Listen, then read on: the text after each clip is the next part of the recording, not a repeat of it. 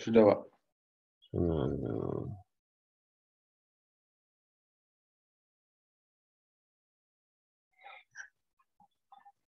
Ya, oke. Baik. Lanjut ya. Sebelumnya kita presensi terlebih dahulu, teman-teman ya. Jadi kita foto dulu nih. Ya, baik, kita foto dulu. 3, 2, 1. Oke.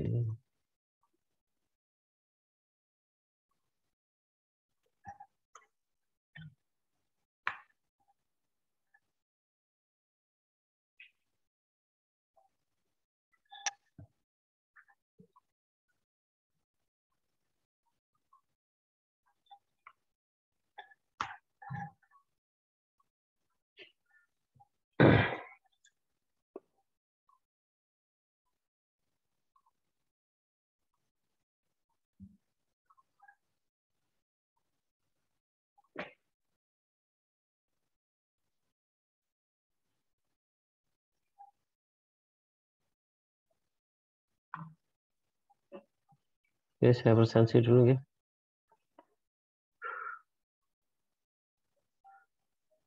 Taufik di tengah. Halo? Hadir, Pak. Oke. Hadir. Audi? Hadir, Pak. Terima kasih. Terus Alvaris? Hadir, Pak. Amara? Amara? Hadir, Pak. Nah, terus Anita? Hadir, Pak. Terus Dita Ayu? Hadir, Pak. Edo Dwi? Hadir, Pak. Elang Jalu? Hadir, Pak. Enrico? Hadir, Pak. Farhan Ramadan? Hadir, Pak. Oke, ini ketemu lagi sama Farhan ini. Gusti Alif? Hadir, Pak. Oke, Khafifah? Hadir, Pak. Usman? Izin, Pak, masih dihubungi, Pak. Oke. Mikdad? Hadir, Pak. Oke. Aimnus Zaki? Hadir, Pak. Terus Iqbal Ramadan? Hadir, Pak. Ketemu lagi sama Iqbal. Iqbal Haikal? Hadir, Pak. Mutia Karunia? Hadir, Pak. Nike Sri Maharani? Hadir, Pak. Novita? Hadir, Pak. Pande Putu? Hadir, Bapak. Ignatius? Hadir, Pak. Riza Toha?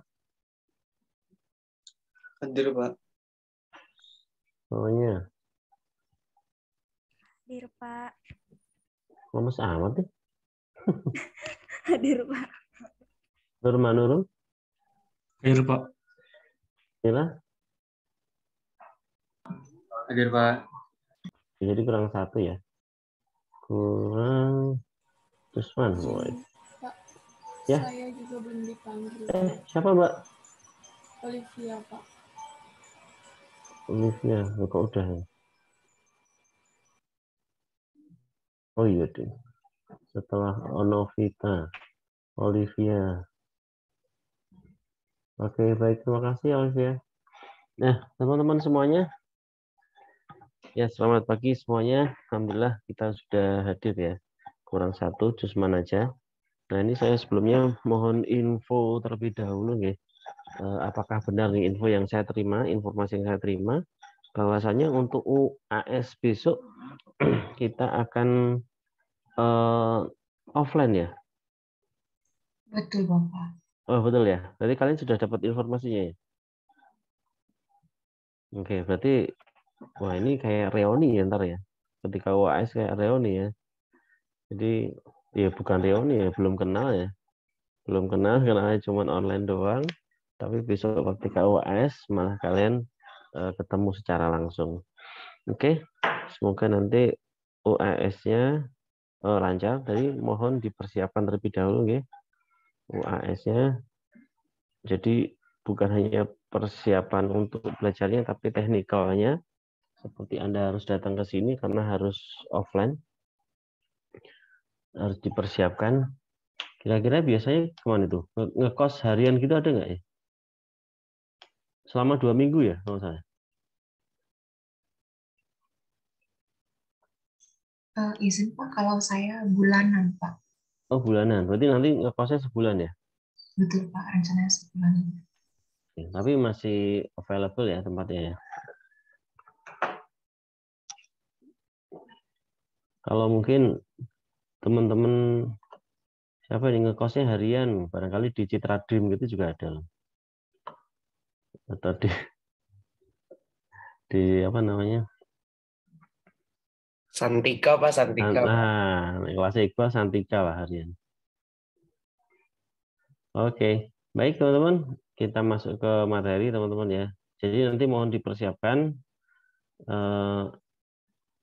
untuk kegiatan UAS-nya, jangan sampai gara-gara masalah teknis ya, kita jadi gagal untuk melaksanakan UAS. Ya, terima kasih teman-teman. Langsung aja ke materi. Nah, kita masuk ke analisis kebutuhan data dalam sistem informasi. Kita masuk dulu ke ini analisis kebutuhan sistem informasi ya, teman-teman ya. Jadi kebutuhan atau requirement itu dibagi menjadi beberapa tipe, begitu ya. Yang pertama adalah business requirements, terus ada user requirement, ada product requirement.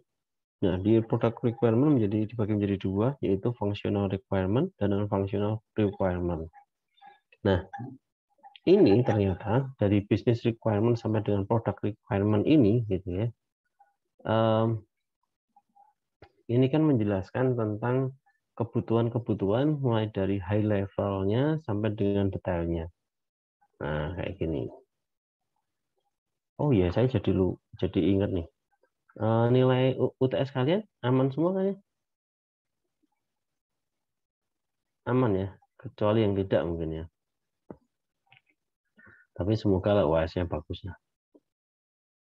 Oke, kita kembali lagi ke sini deh. Kalau semuanya udah aman, saya nggak ngecek ya 6065 karena yang apa namanya, yang koreksi berdua ya. Yang koreksi itu berdua, saya sama Pak Obed gitu ya.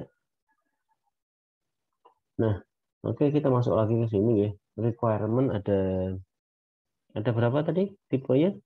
Secara garis besar ada 3, business requirement, user requirement, sama product requirement. Nah, oke, kita masuk ke sini. Requirement business requirement ini adalah meningkatkan, bukan meningkatkan ya. Kurangkah? Meningkatkan. Nah, meningkatkan pendapatan, menekan biaya, meningkat masih.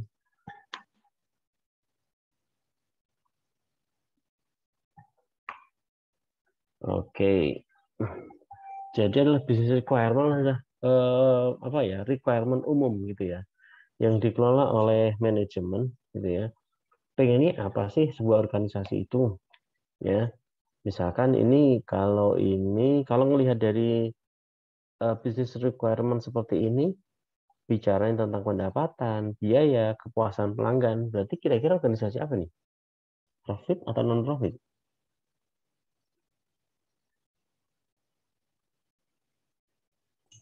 Profit ya Pak. Ya, betul sekali. Ini profit ya, karena ngomongin tentang pendapatan ya. Meningkat biaya ya, karena otomatis dengan biaya berkurang otomatis pendapatan juga akan naik. Terus meningkatkan kepuasan pelanggan. Untuk apa sih pelanggan harus puas? Karena apa? Karena izin Pak, kalau pelanggan semakin puas berarti bisa keuntungan didapat oleh perusahaan bisa semakin meningkat. Iya, kenapa kok bisa untung? Kalau puas langsung untung begitu. Izin Pak, itu untuk meningkatkan loyalitas pelanggan Pak. banget ya untuk meningkatkan loyalitas pelanggan. Jadi ada repurchasing gitu guys. Ya, jadi pembelian kembali atas apa yang pembelian baik itu jasa maupun barang ya atas produk yang kita berikan. Terima kasih ya kepada Pandi ya dan Mutia. Oke. Terus di mana?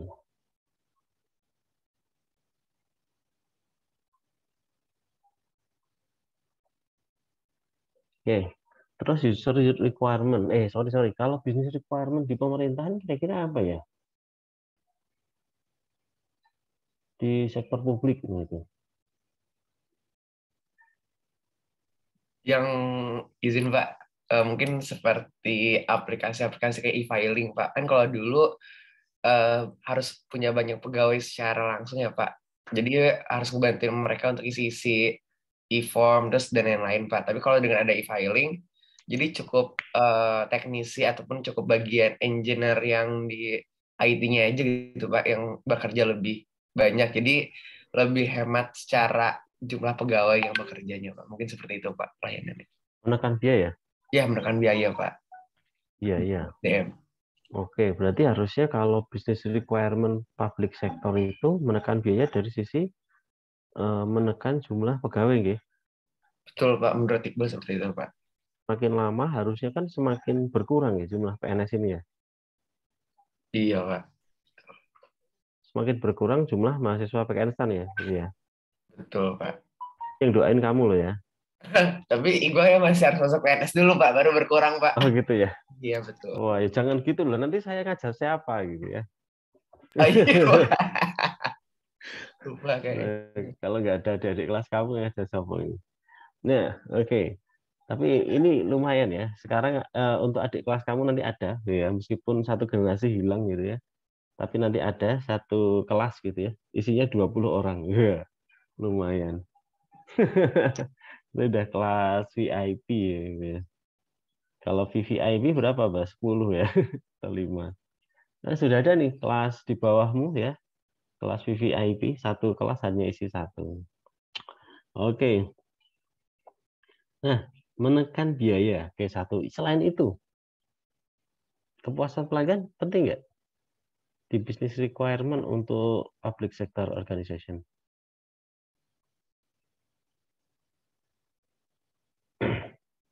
Penting nggak sih kepuasan pelanggan?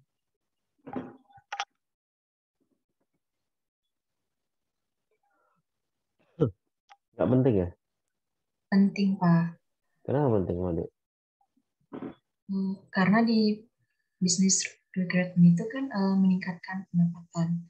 Dalam artian bila mana pelanggan itu tidak puas, jadinya pelanggan itu cenderung bisa beralih ke pesaing atau perusahaan-pesaing lain, Pak. Jadi mengakibatkan di kemudian hari ke depannya pendapatan dari perusahaan tersebut itu pun bisa berkurang, Pak, karena malah public sector. Oh, Public sector. Sektor publik, pemerintah. Kan pemerintah kan memberikan jasa gitu ya. Memberikan pelayanan. Nah, penting nggak sih ada kepuasan pelanggan? penting, Pak. Karena tujuannya itu pemerintah itu untuk memberikan sebesar-besarnya kesejahteraan bagi rakyat gitu, Pak. Ya, atau memberikan itu kepuasan dalam pelayanan publik ya. Biar apa sih? Biar apa, Mbak? Biar publik itu merasa percaya kepada pemerintah bahwa pemerintah bisa memenuhi kebutuhannya, Pak, dari segala sektor. Ada trust ya. Dan membangun trust itu adalah ya salah satunya dengan cara membuat masyarakat itu puas atas kinerja pemerintah itu. Nah, oke, terima kasih. Nah, ini business requirement. Tapi kalau pendapatan enggak ya, kecuali sektor publik yang memang apa namanya yang diminta untuk menghasilkan pendapatan atau revenue generating gitu kan. kayak pemanfaatan BMN dan sebagainya. Nah, oke. Terus selanjutnya ada user requirement, yaitu kebutuhan kelompok stakeholder yang berbeda-beda. Nah, ini kita harus bisa memetakan gitu ya. Kebutuhan dari user itu apa aja. Karena setiap user itu pasti mempunyai requirement yang berbeda-beda. Ya, manajemen untuk staffnya juga beda-beda. Mungkin manajemen juga beda-beda, gitu ya. Tergantung levelnya masing-masing, tergantung posisinya masing-masing, itu pasti punya requirement yang berbeda. Apalagi dengan pelanggan, belum lagi dengan misalkan dengan shareholder, gitu ya, shareholder lainnya. Nah itu lebih beda lagi. Nah terus yang terakhir tentang product requirement. User requirement. Nah kalau di pemerintahan ya macam-macam ya. Pelanggannya juga masyarakat, bisa masyarakat itu ada mahasiswa, kalau kita bicara tentang PKN, gitu kan. Ada staff, kalau di PKN itu ada manajemennya itu ya mulai dari direktur sampai dengan kapoldi, ada kepala unit dan sebagainya, ada staffnya, ya ada pelanggannya. Pelanggannya siapa sih PKN STAN? Pelanggannya bisa jadi calon mahasiswa, bisa jadi mahasiswa, jadi masyarakat umum gitu. Oke. Terus yang terakhir adalah product requirement, yaitu menggambarkan bagaimana sistem dapat beroperasi untuk memenuhi bisnis dan user requirement.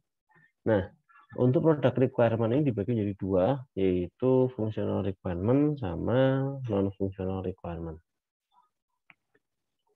Pernah dengar ini, teman-teman? Tentang kebutuhan fungsional sama non-fungsional? Pernah kan ya? Di SIM 1 kita ngulang aja ya. Nah, kira-kira apa bedanya?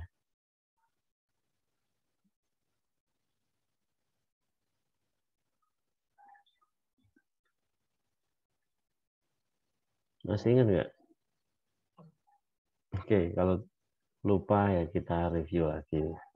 Nah, kebutuhan fungsional itu adalah bagaimana kita bisa menentukan siapa usernya, gitu ya. Terus membuat daftar apa saja yang dapat dilakukan setiap user dengan sistem yang akan dibangun, menggambarkan fitur sistem yang akan dibangun, apa saja yang bisa dilakukan oleh users, ya, proses apa saja yang dilakukan oleh sistem, informasi apa saja yang ditampilkan oleh sistem. Terus kebutuhan fungsionalnya harus jelas, sederhana, dan tidak ambigu. Nah, ini teman-teman, yang kemarin pada saat UTS itu banyak yang mungkin nilai kurang maksimal ya. Ini sebenarnya kan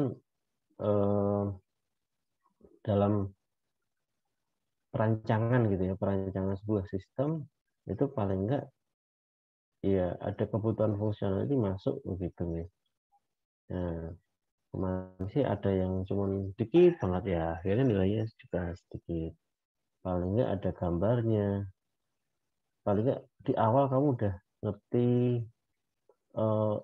mau dirancang seperti apa gitu ya, fiturnya, UI-nya, UX-nya seperti apa. Oke, ini contohnya ya kebutuhan fungsional. Kira-kira kebutuhan fungsional apa ini? GoFood, Pak. Aplikasinya. Gojek. Ini usernya siapa? Masyarakat. Usernya siapa? Dari aplikasi ini, dari sebuah sistem ini. Konsumen, mitra toko, dan mitra driver, Pak. Ya, ada 4 ya. Sebenarnya ada 5 lagi nih. Mungkin ya. Dari konsumen, ada mitra drivernya, ada mitra tokonya, ada adminnya, dan mungkin ada manajemennya. Nah, oke, ini kita lihat dari 4 user dulu ya. Nah, ini kan sebenarnya ini salah satu mungkin aplikasi yang sangat-sangat terkenal lah di Indonesia gitu nih. Nah, makanya kita ngambil contoh ini. Nah, kebutuhan fungsional adalah kita udah tahu nih usernya siapa aja. Ya, kita user bukan hanya user sebagai seorang pelanggan aja, Tapi kebetulan kalau untuk aplikasi ini pelanggannya dibagi menjadi 2 nggih. Oh 3, sorry 3. Nah ini kan hubungannya sama apa ini logonya ini?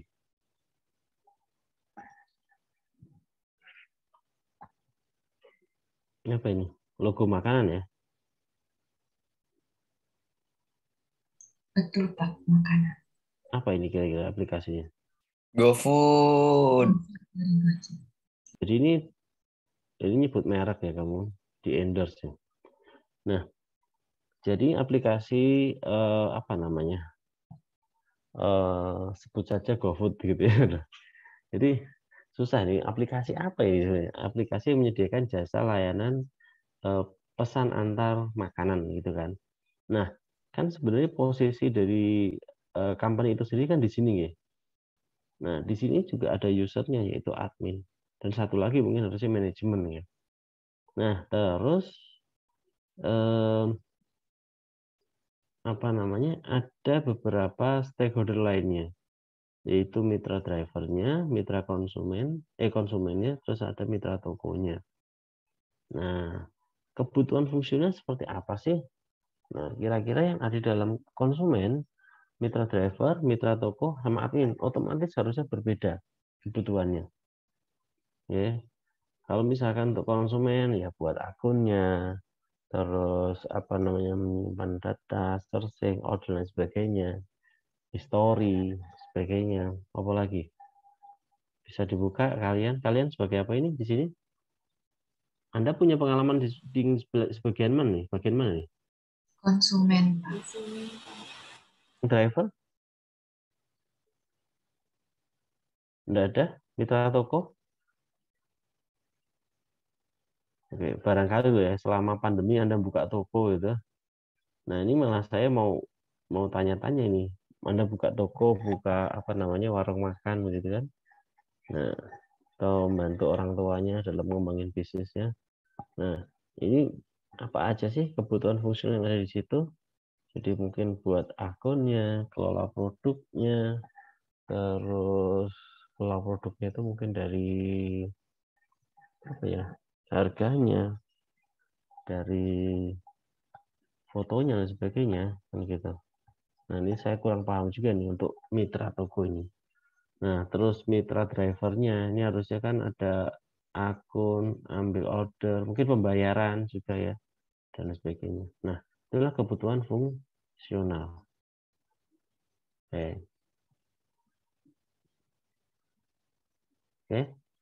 bisa dipahami? Bisa, Pak. Oke, lanjutnya kita masuk ke kebutuhan non fungsional. Ya.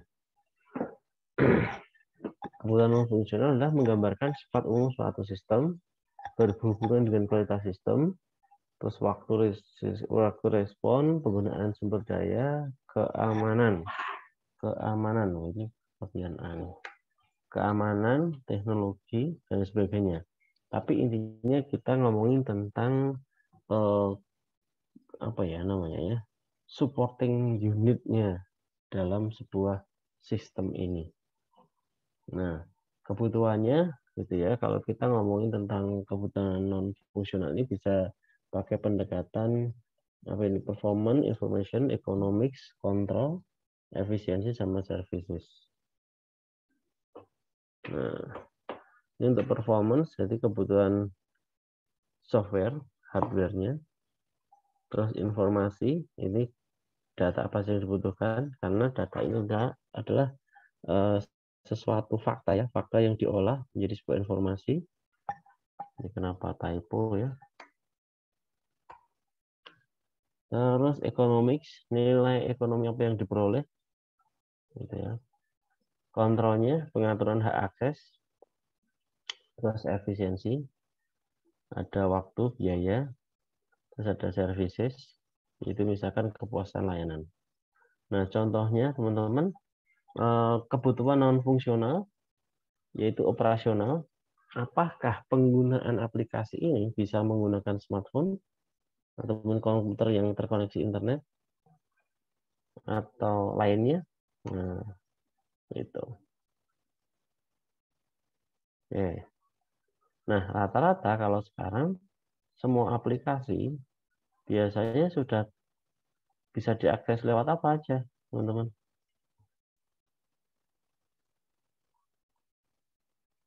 Hanya komputer base, ada nggak? Tidak, Pak. Harus bisa mobile base juga, Pak, biar memudahkan. Ya, harusnya begitu. Tapi masih ada beberapa ya aplikasi yang masih hanya bisa komputer base. Nah, ini harus dilihat kebutuhannya. Nggak semuanya harus pakai apa namanya smartphone gitu ya. Tergantung pada kebutuhannya. Nah, terus yang kedua security. Misalkan hanya admin yang dapat mengakses semua data. Kalau user sebagai pelanggan konsumen, data yang dilihat apa aja gitu. Nah, ini adalah bentuk dari security-nya.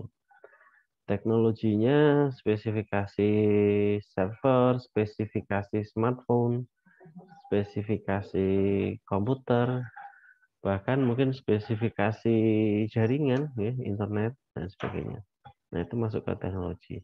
Ini adalah kebutuhan-kebutuhan fungsional, non-fungsional. Nah, sekarang kira-kira yang jadi pertanyaan adalah lebih penting yang mana? Non-functional requirement atau functional requirement nih?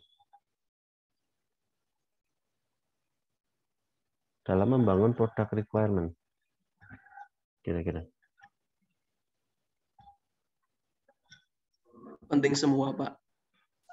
Kenapa? Karena masing-masing saling berhubungan, Pak. Ini Antara siapa yang ya? Usman, Pak. Oh, udah hadir loh kamu. Sudah, Pak. Bilang dong. Tadi sudah sempat chat, Pak. Mohon maaf. Sorry.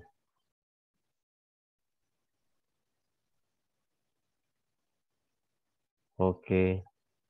Makasih, Susan.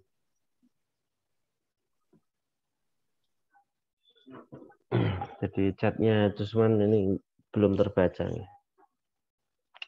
Oke, Jusman. Jadi gimana, Jusman? Masing-masing semuanya sama, Pak. Sama-sama penting. Karena baik yang fungsional maupun non-fungsional itu saling terhubung, Pak. Yang fungsional tidak mungkin bisa tercapai karena jika non-fungsional ini juga tidak memadai, Pak. Iya. Jadi kedua apa namanya requirement ini itu saling apa ya? Tergantung gitu ya, menggantungkan ya. Jadi yang fungsional nggak akan berjalan dengan bagus ketika yang non fungsional ini nggak support gitu ya. Begitu pula dengan yang kebutuhan non fungsional ini nggak akan bernilai apa-apa ketika kebutuhan fungsional ini nggak ada gitu, nggak jelas gitu. Oke, itu ya. Nah, sekarang kita masuk kepada data, bentuk data ya. Data kalau kemarin sudah disampaikan ya. Bentuk data, mungkin barangkali review dulu sih, apa sih bedanya data dan informasi?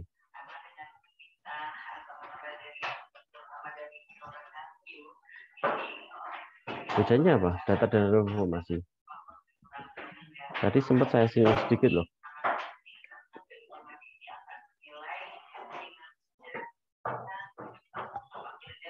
Izin Pak, Silahkan. kalau informasi itu biasanya data yang udah diolah Pak, jadi informasi itu biasanya lebih spesifik. Masih lebih spesifik, maksudnya gimana? Udah tertuju pada suatu apa ya Pak, topik tertentu gitu informasi. Jadi kayak udah datanya sudah diolah gitu. Ya, jadi informasi adalah data yang sudah diolah ini ya, sesuai dengan tujuan penggunaan informasi itu sendiri. Nah, misalkan ini ada angka, gitu kan? Ada angka isinya tinggi badan. Wah, tinggi badan seluruh mahasiswa yang ada di kelas 605 gitu kan. Nah, terus ada yang 150, ada nggak sih 150? Ada nggak ya? mahasiswa itu berapa rata-rata ya? 160 ya? Ya misalkan 160, ada 161, 162, sampai dengan 170. Mungkin ada yang 185, nah gitu ya. Nah, itu adalah bentuknya angka-angka gitu kan. Nah, terus ngopo gitu kan. Nah, setelah itu ketika diolah, angka-angka tersebut diolah, akan didapatkan informasi. Informasinya apa kira-kira dengan tinggi badan itu?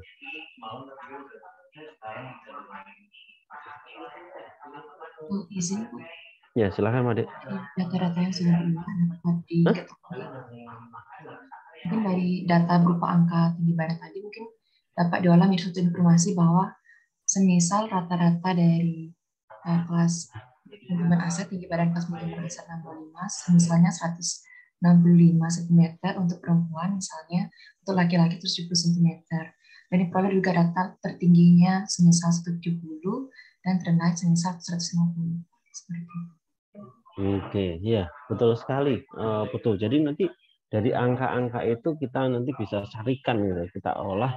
Oh ternyata yang paling tinggi sekian gitu ya, 187 misalkan. Yang paling rendah berapa? Yang paling rendah 151, ada nggak sih? Nah misalkan. Nah terus rata-ratanya berapa gitu? Atau mungkin yang paling banyak gitu ya, paling banyak siswa tinggi siswa itu berapa, di sekitaran berapa.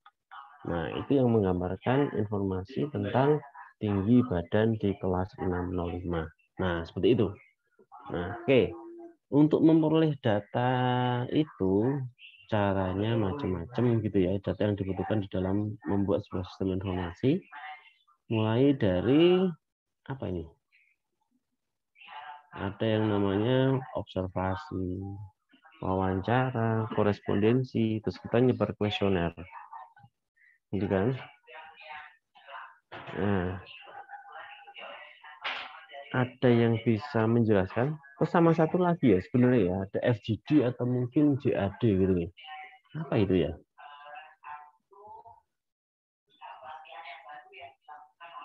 Oke, mungkin bisa dijelaskan tentang observasi. Apa sih observasi ini? Misalkan mengumpulkan data tadi, mengumpulkan data tinggi badan.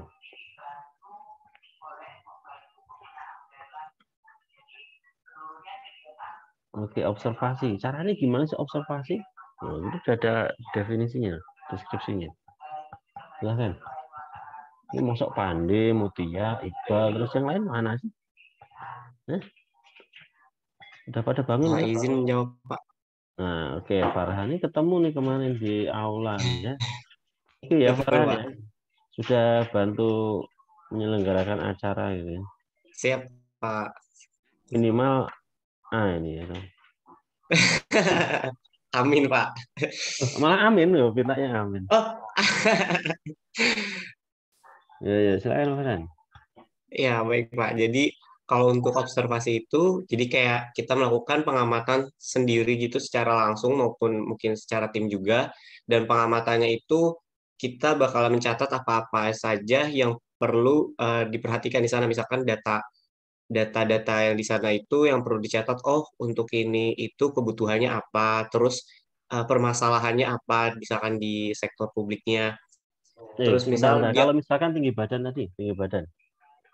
oh, Tinggi baik Pak. badan Kalau sama berat badan, ini agak sensitif nih. Oke Pak, jadi kalau misalkan Paling gampang lah, pengamatannya, paling gampang dilihat ya. Yuk silakan. ya Gimana Pak. observasinya? Jadi kalau misalkan untuk observasinya di sana mungkin kita bakalan melakukan pengecekan secara satu-satu Pak. Jadi mungkin dilakukan pengukuran tinggi badannya berapa dan juga ditimbang berat badannya berapa, lalu nanti dicatat oleh tim yang bertugas Pak. Sehingga nanti dapatlah data-data dari si mahasiswa tersebut secara langsung. Seperti itu Pak. Oke. Nah, kira-kira untuk membantu observasi itu ada nggak aplikasi yang ketika orang lewat gitu kan, kalau kayak apa namanya, pengukur suhu itu kan lewat aja udah ketahuan nih berapa suhunya kan gitu. Ada nggak ya kira-kira? Lewat ini langsung bisa di scan ya, tingginya sekian gitu ya. Kayak robot itu, Robocop gitu ya. Beratnya berapa gitu. Mungkin Sepertinya ada. belum, sepertinya kalau di Indonesia belum ada sih Pak mungkin. Cuman Hmm. kalau di luar negeri mungkin kita belum tahu Pak. Karena biasanya eh, kalau di luar negeri kan kayak pemain bola lompatnya tinggi seberapa aja itu bisa diukur dari perhitungan kamera. Mungkin kalau di luar negeri sudah ada mungkin Pak. Oke, baik. Nanti kapan-kapan kita ke Zimbabwe ya, lihat sana. Luar negeri kan? Oke. Iya, Pak. Baik. Terus selanjutnya ada wawancara. Wawancara itu gimana nih caranya nih? Nyari data dengan cara wawancara. Oke, monggo. Siapa yang mau berkomentar?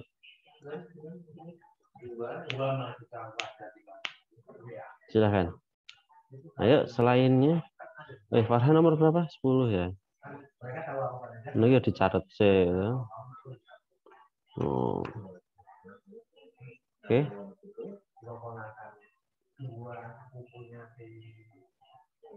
Silahkan. Tadi kelihatan nggak? Kelihatan saya? Enggak ya? Ini tampilannya apa? PPT saya? PPT, Pak. Oke. Oke, monggo silahkan. Wawancara, oke cara nih wawancara.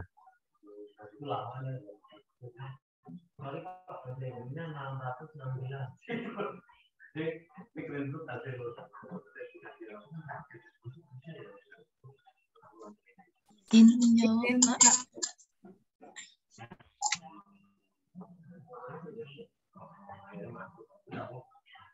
Ya. Halo. Silakan Novita. Novita ya? Ya Pak, izin jawab ya Pak. Jadi wawancara Ya, ini itu on cam dulu dong. Ini on cam dulu. Bisa nggak? bisa. Oke. Nah, sip. Jadi, Gimana Nov? Jadi wawancara itu merupakan kegiatan tanya jawab itu kan Pak kepada korespondensinya atau kegiatan interview gitu Pak, korespondensi apa sih bahasanya gitu Pak, pokoknya ke pesertanya gitu kan Pak. Kalau tadi kan pesertanya itu adalah orang siswa mahasiswa 605 yang akan diketahui tinggi badannya gitu kan Pak. Jadi si penanya bertanya tentang tinggi badannya berapa, lalu dicatat itu, lalu tanya jawabnya secara lisan, lalu bisa memperoleh informasi dan dicatat Pak berapa tinggi badannya gitu Pak, kegiatan wawancara. Oke, jadi tanya ya. Novita tingginya berapa? Catat. Berat badannya berapa? Catat. Begitu nggih? Iya Pak, kegiatan wawancara. Baik, terima kasih. Terima kasih Pak. Terima kasih Novita. Terus korespondensi? Tadi saya salah. Kalian korespondensi tadi disebutin soalnya tadi ya. Tadi saya berpikir korespondensi itu maksudnya peserta yang ingin ditanyakan Pak. Ternyata salah arti Pak. Korespondensi itu merupakan istilah surat menyurat Pak. Saya salah arti, maaf Pak. Oke. Oh ya, korespondensi itu merupakan kegiatan surat menyurat. Jadi mungkin Pak penanyanya itu meminta informasi kepada pesertanya itu dengan kegiatan surat menyurat atau tulis menulis supaya si pemberi informasi itu memberikan informasi kepada si penanya Pak. Oke, jadi ada teksnya begitu nggih? Iya Pak. Oke. Satu lagi kuesioner. Siapa ya? Ini mau bantu saya nih. Izin Pak. Silakan Nik. Kuesioner itu merupakan wawancara namun berbasis kertas ataupun komputer gitu Pak. Jadi digunakan untuk memperoleh informasi dari banyak orang. Namun memiliki kelemahan Pak, seperti pertanyaan yang mungkin udah dijawab tuh nggak mungkin dapat ditanya ulang, atau mungkin keandalan dan validitas data yang didapatkan itu mungkin rendah gitu Pak. Nah, kalau kuesioner berarti tadi kayak apa? Kau bilang? Oh, sini salah kuesioner. Kau bilang tadi kayak wawancara ya? Iya Pak, namun berbasis kertas gitu Pak. Mana tuh? Mesti ada pertanyaan, terus disampaikan kepada orang gitu ya. Misalkan iya. saya mau menyebar kuesioner gitu ya, kertasnya itu tak kasih ke Nike nanti ngisi sendiri. Iya Pak. Oke. Nah, pertanyaan di dalam kuesioner ini sifatnya seperti apa? Biasanya anonim ya, Pak. Jadi lebih tinggi deh validitasnya daripada wawancara. Mungkin ya, Pak. Oh, gitu. Menurut saya ya, Pak. Karena dia lebih anonim gitu kan, Pak, sifatnya. Ya, ya, ya. Kalau misalkan kan ada pertanyaan yang terbuka dan pertanyaan tertutup. Ya. Iya, Pak. Pernah dengar? Apa Pernah, itu? Pak. Tapi itu di wawancara bukan ya, Pak? Pertanyaan terbuka. Ayo, mungkin bisa sharing yang lainnya. Pertanyaan terbuka dan tertutup.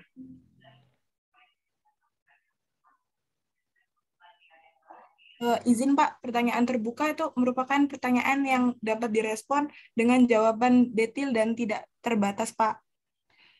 Sedangkan Contohnya. contohnya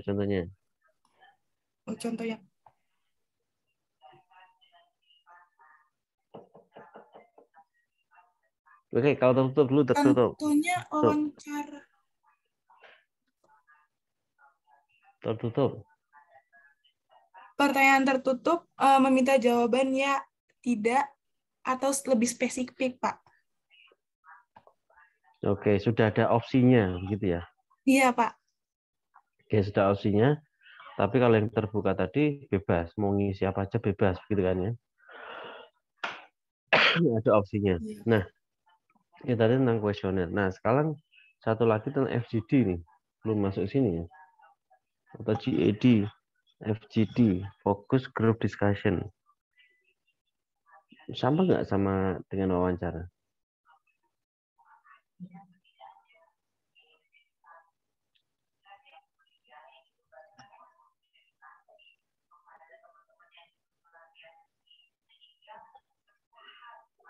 Halo? Focus Group Discussion. Bedanya apa dengan wawancara? Ini Pak.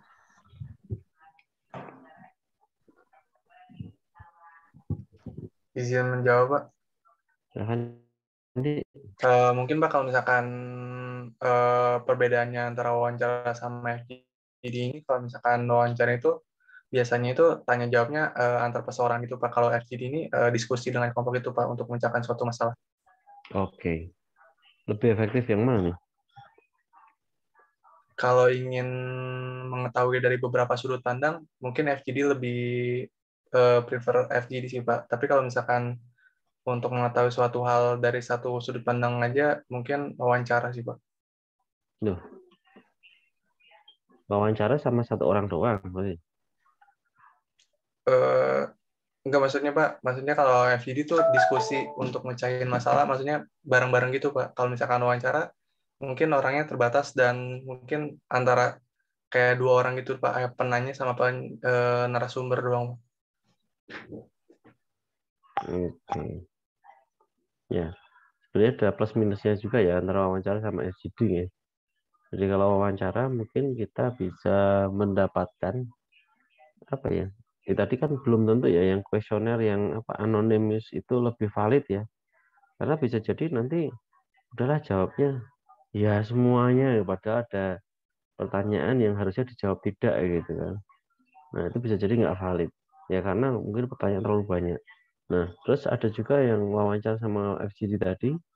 Kalau wawancara mungkin ya plusnya itu mungkin bisa detail gitu ya. Setiap orang itu bisa kita tanyain dan satu orang dengan orang lain mungkin boleh berbeda pendapat gitu ya. Apalagi kalau si orang yang diwawancara dan si pewawancara itu sudah ada apa namanya chemistry lah gitu ya. Ada chemistry, dia bisa mengungkapkan semuanya gitu. Nah, kalau di FGD bisa jadi dia mengungkap semuanya, tapi bisa jadi dipengaruhi oleh orang lain gitu, yang lebih dominan dalam FGD tersebut. Nah, oke ya. Jadi teman-teman udah pernah melakukan metode pengumpulan data seperti ini. Nah, selanjutnya kita masuk kepada ini ya, ERD, Entity Relationship Diagram. Nah, teman-teman semuanya, kita di ERD ini, nah kita membuat apa namanya si data ini, ya yang ada di database ini kita olah gitu ini agar lebih cepat kita cari agar lebih cepat kita kita operate untuk memenuhi kebutuhan kita masing-masing. Nah, ISD ini gitu ya adalah pemodelan data atau suatu sistem dalam database. Nah, fungsi ISD adalah untuk memodelkan struktur dan hubungan antar data dan yang relatif kompleks. Begini aja.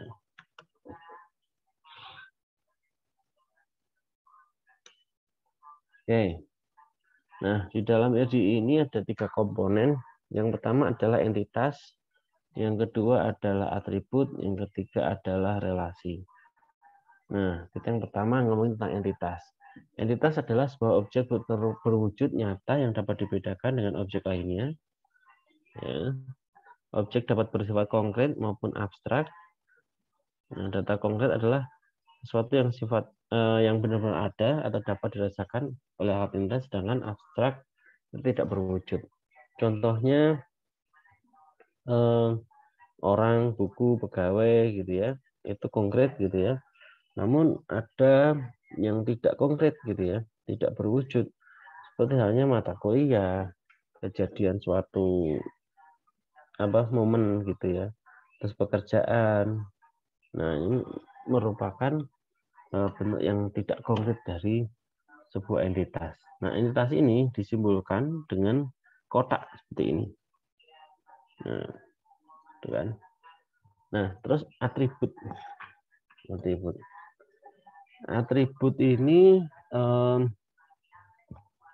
dibagi menjadi 3, yaitu atribut key adalah atribut yang unik dan berbeda, misalkan nomor pokok mahasiswa, NIM, nomor pokok lainnya. Terus ada atribut komposit, yaitu atribut yang terdiri dari beberapa sub atribut yang memiliki arti tertentu. Contoh, nama lengkap yang dipecah menjadi nama depan, tengah, dan belakang. Terus atribut derivatif adalah atribut yang dihasilkan dari atribut yang atau relasi lain.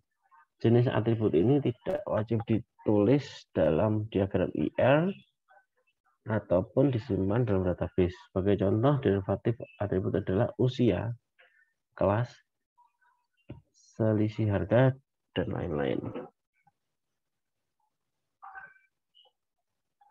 Oke. Relasi, ini yang terakhir gitu ya. Ini adalah hubungan antar entitas gitu ya. Untuk menunjukkan adanya koneksi di antara sejumlah entitas yang berasal dari himpunan entitas yang berbeda. Misalkan hubungan entitas akademik antar mahasiswa gitu ya. Jadi mahasiswa terus mata kuliah. Nah, di situ nanti ada relasi. Nah, relasi ini bentuknya adalah wajib gitu ya. Kayak gitu. Nah, ini relasi. Seperti ini. Ini entitas, ini relasi, ini atribut. Oke. Nah, relasi ini itu kalau yang di penyusun IRD ini kita namanya relasi pertama, yaitu one to one. Apa yang dimaksud dari satu ke satu ini adalah misalkan terdapat entitas A dan B. Entitas pada himpunan A berhubungan paling banyak dengan satu entitas pada himpunan entitas B. Begitupun sebaliknya. Jadi setiap anggota entitas A hanya boleh berhubungan dengan satu anggota entitas B. Misalkan satu mahasiswa memiliki satu nomor siswa dan sebaliknya. Nah, terus ada entitas kedua yaitu one to many, ketiga adalah many to one, terus relasi keempat adalah many to many. Oke. Nah, terus simbolnya seperti ini. Ya, teman-teman. Simbol seperti ini. Di entity, big entity, relationship, atribut. Nah, tahap-tahapannya ini contoh aja ya, teman-teman ya. Seperti ini. Menentukan entitas dulu yang akan terlibat dan menentukan tabel. Oke, terus yang kedua adalah menentukan atribut. Atribut key dari masing-masing himpunan entitas. Nah, ini contohnya kalau kita pakai sistem informasi dalam akademik. Terus tahap ketiga, menetapkan seluruh himpunan relasi di antara hubungan entitas yang ada beserta foreign key-nya dan kardinalisasi relasinya.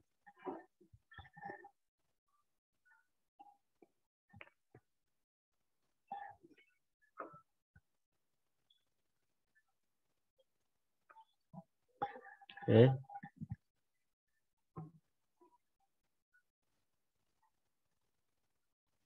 Nah, tahap yang keempat adalah membuat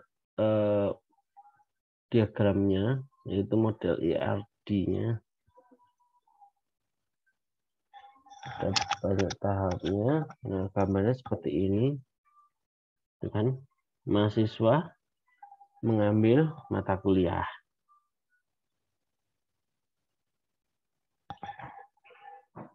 Ya, mahasiswa mengambil mata kuliah. Mata kuliah harusnya kebalik nih, dosen mengajar mata kuliah. Nah, mata kuliah itu membutuhkan ruangan. Ya, itu kebalik ya. Nah, ini yang kotak ini apa nanti namanya? Entitas. Oke. Terus yang namanya atribut yang mana? Yang lonjong-lonjong. Lonjong-lonjong. Nah, ini yang Pak Acik namanya? Relasi. Betul sekali. Nah, teman-teman semuanya, ini biar kita lebih kepada praktek ya, teman-teman.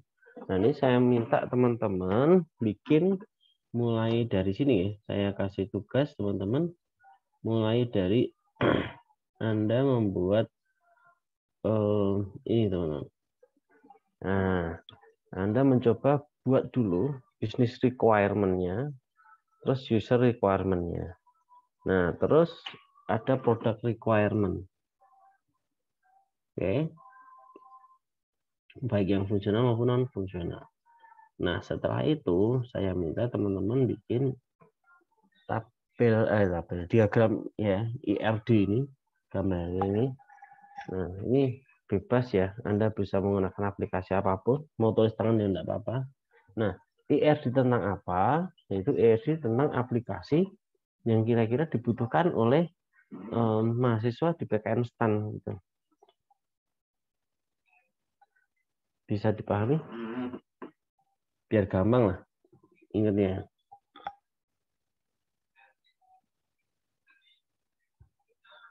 Oke, nah ini kerjanya adalah kerja kelompok. Satu kelompok isinya ini karena 28 ya. 28 bagi 5 berapa nih? 5 ya. Ada yang 3 kelompok. Ya, jadi aplikasi yang kira-kira ada 27. Satu kelas terdiri dari 27 anak. Loh, ini kok 28 ya? Isinya.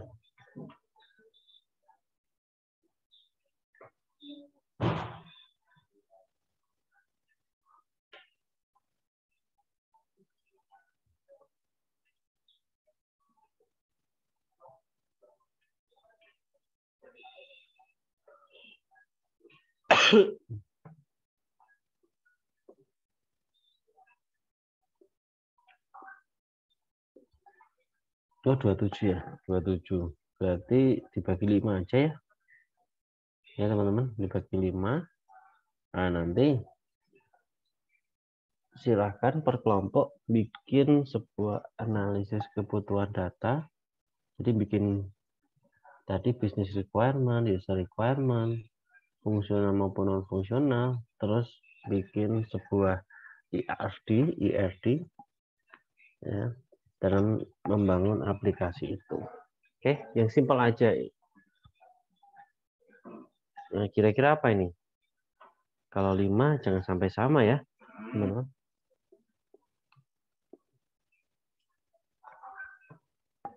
Kalau yang di luar kemahasiswaan boleh nggak ya Pak? Ya mungkin boleh aja ya, nggak apa-apa ya, daripada kita fokus di kegiatan kemahasiswaan tapi Contohnya apa gitu ya? Perpustakaan palingan ya. Terus peminjaman ruang gitu ya. Apa lagi? Penggunaan lab. Apa lagi? Yang digunakan kira-kira yang bisa digunakan oleh mahasiswa. Nah, ini Cetak SKM, Pak. cetak SKM boleh. Nah, itu jadi hal-hal ini gitu ya. Nanti mohon silakan didiskusikan, di FGD kan ya. Nah, dari situ kan Anda tahu nih, oh datanya apa aja. Jadi berembuk gitu. Oke, bisa dipahami ya. Nah, oke, silakan nanti Anda berkolaborasi dengan teman-teman semuanya. Saya bikin breakout-nya sejumlah 5 ya tadi ya. 5 berarti nanti ada 5 kelompok. Nah, nanti kita akan presentasikan kegiatan ini di akhir perkuliahan ini juga. Gitu ya. Jadi harus selesai nggak selesai, nanti ada yang presentasi. Gitu. Oke, ini 5 kelompok. Mau assign otomatis atau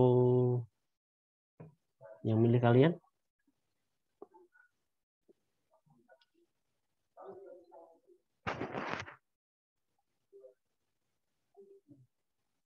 Gimana? Otomatik juga boleh deh, Pak. Kan baru ini apa ya? Baru waktu baru, jadi mungkin berubah. Tapi nggak tahu gimana teman-teman. Oke. Otomatis aja ya.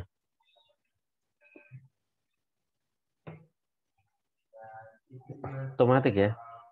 Oh, ini ada Pak Robi Saiful Ubed ini. Atau ini aja dulu. Nah.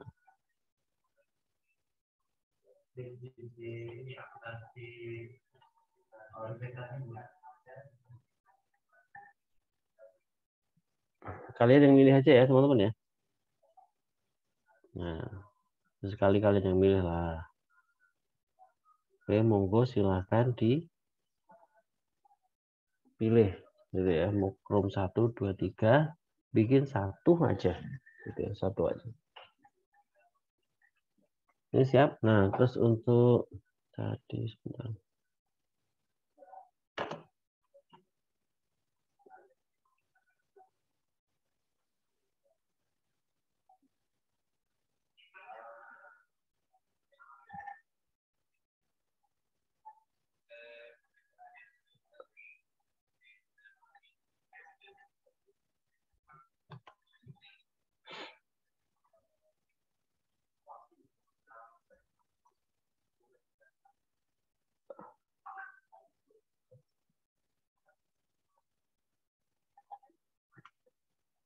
Oke, ini ya bisa dibuka di situ domain Asia. Nah, pengertian IRD di situ ada contoh-contohnya juga. Nah, Anda silakan bikin. Oke, siap, monggo ya. Silahkan Anda masuk ke roomnya masing-masing. Kita kira-kira berapa? Setengah jam? Bisa? Jadi jam 9.15 atau 9.20? 9.20 ya. 9.20 nanti kita mulai.